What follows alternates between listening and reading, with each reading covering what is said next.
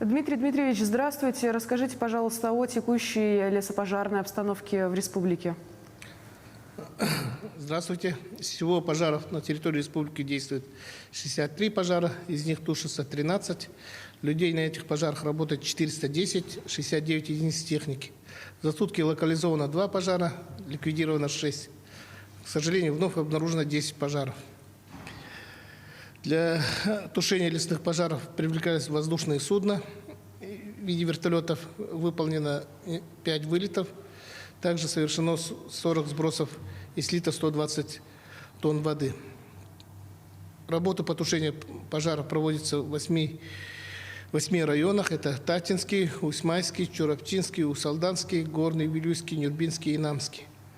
Приближенных и угрожающих населенным пунктам пожаров нет. Благодарим вас за предоставленную информацию.